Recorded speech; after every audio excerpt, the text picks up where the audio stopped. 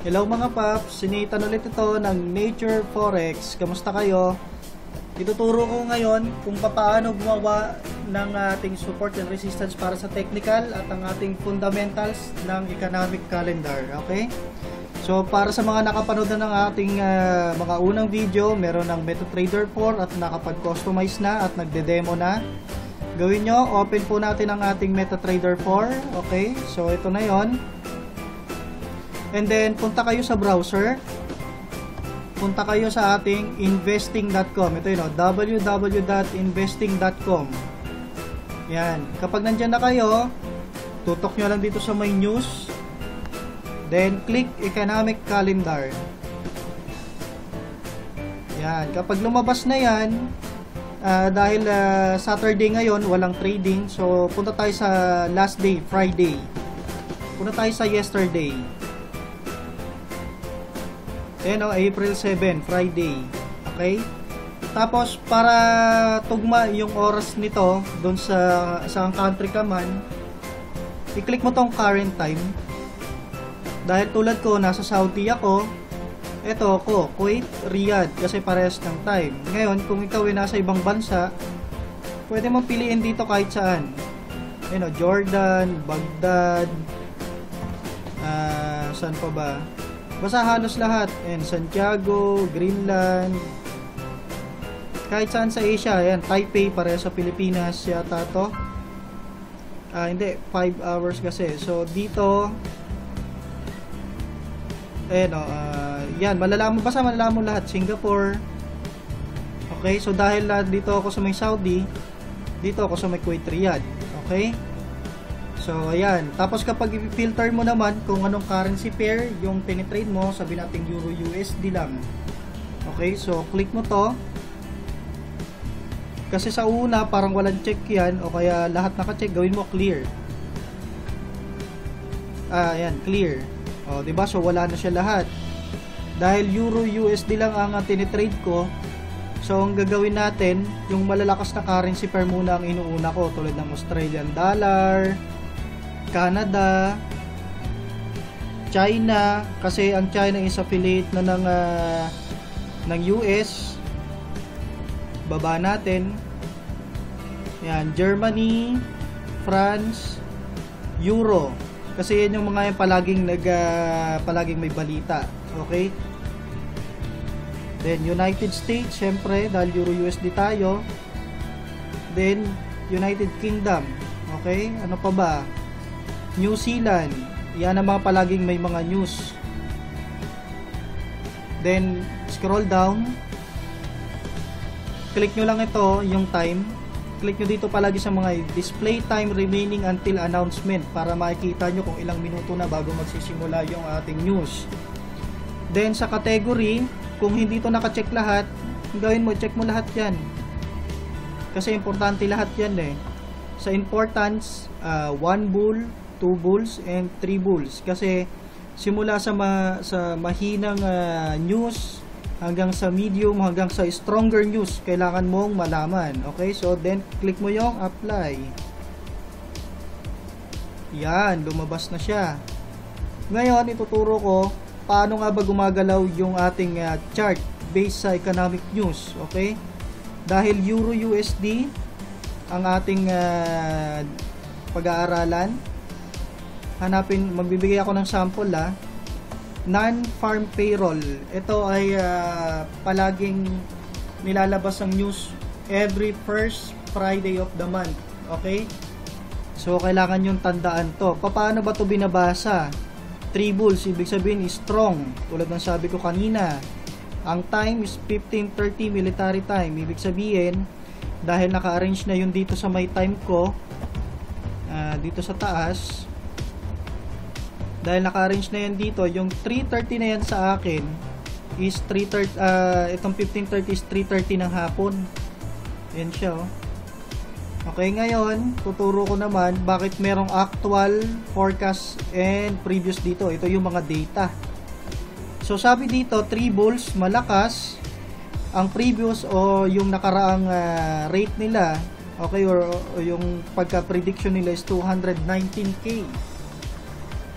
Tapos ang forecast or yung prediction nila na mangyayari bago maganap yung event is 180k. Then nung na-release na yung news, 98k na lang.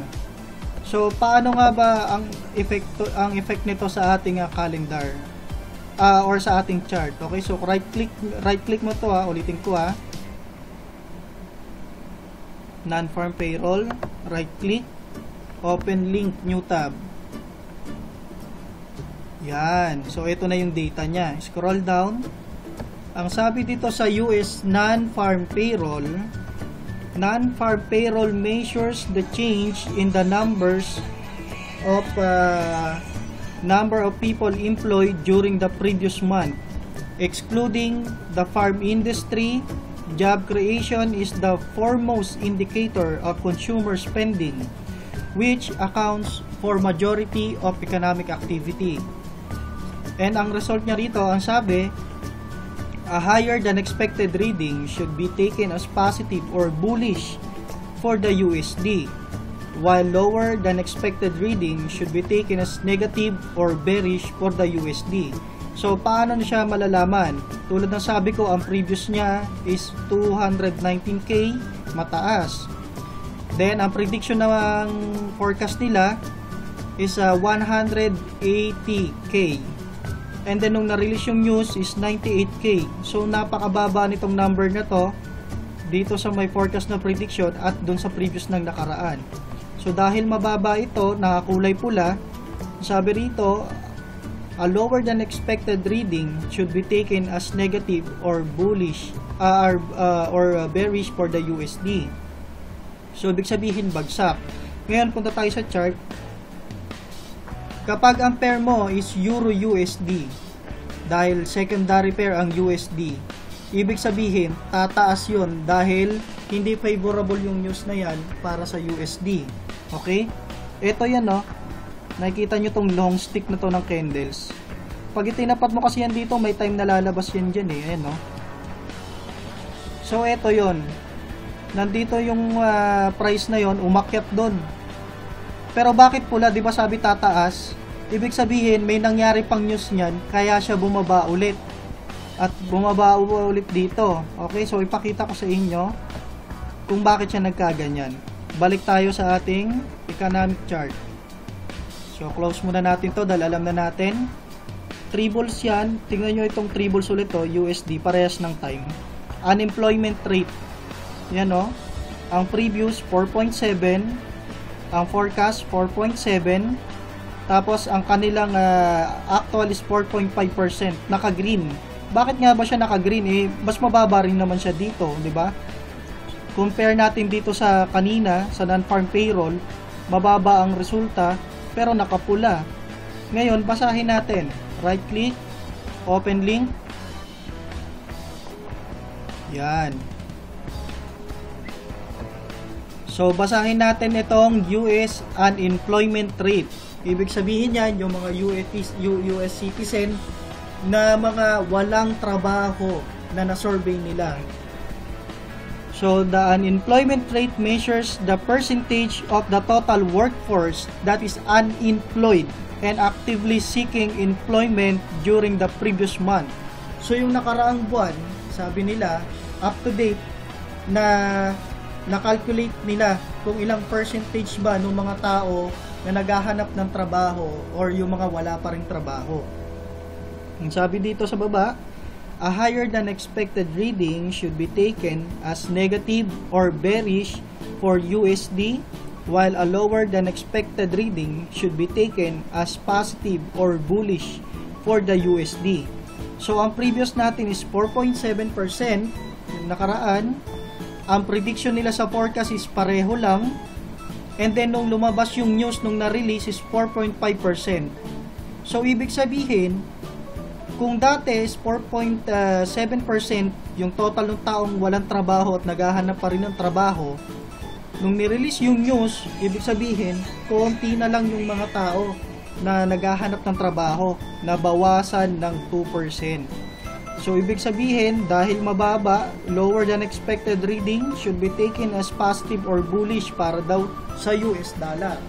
Kaya itong chart natin, pagkatapos ma-release nung non-farm payroll, bumaba pa siya ulit. Dahil nga, favorable sa USD yung news na yon na kumonti yung mga taong naghahanap ng trabaho. Okay? Kaya siya bumaba. Ayan, no, bumaba siya dito. Tapos may mga sumunod pang news, bumaba ulit. Makikita nyo yun dito eh. So, close natin to dahil alam na natin. Ayan, no. May mga sumunod pang news. Kaya ganyan yan. Oh, full employment change. Sa Canada naman yan. Basta lahat ng data makikita nyo rito. Napakadali lang siya basahin. Okay? So, hopefully na intindihan nyo yung paliwanag ko, ha. Then, mas maganda siguro kung makapag-sign in din kayo dito. Kasi pag naka-sign in kayo, palaging meron kayong alert. Ayan, no. Para updated kayo kung ano mga possible na mangyari sa mga susunod. Okay? So, balik tayo sa chart.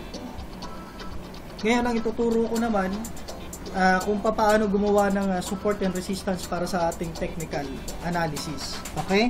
Kung hindi ka mahilig tumingin naman sa news natin or wala kang time, okay? Pero mas maganda magkaroon ka ng time eh. Pero it suddenly lang na hindi ka makatingin. Ngayon, gagawa tayo ng support and resistance, kung paano rin siya ginagamit at kung paano makita yung area tsaka yung maka-channeling niya, okay? So, punta ka dito sa insert, lines, trend line, gawa tayo ng support. O, umpisa tayo dito. Itong pinakamababa nung nakaraan, itong mga lower low. Yan. Dahil kulay pula siya, siya ang ating resistance, kaya ang ating support, kaya siya pula. So, gawa pa ulit tayo. Imagine nyo muna, wala pa ito, ha. Nandito pa lang tayo sa stick na to, para makita nyo.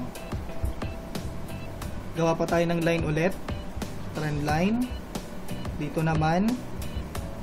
Papunta dito. Yan. Tanyo, halos sumasakto, diba? Napakagaling. Then, isa pa ulit. Isa pang support. Then, dito naman. Papunta dito. Yan. Napakaganda, diba? Ngayon, nakagawa na tayo ng support. Gawin natin, gawa naman tayo ng resistance. Ang resistance natin, dapat color green yan, ha? Yan. Double click. Then, tutok nyo lang dyan sa line. Right click. Properties. Baguhin natin yung color. Gawin natin green. Yan. Tapos, double click nyo ulit. Yan. Para naka-stack na lang siya dyan. O, gawa pa tayo siya ulit. Dito naman tayo.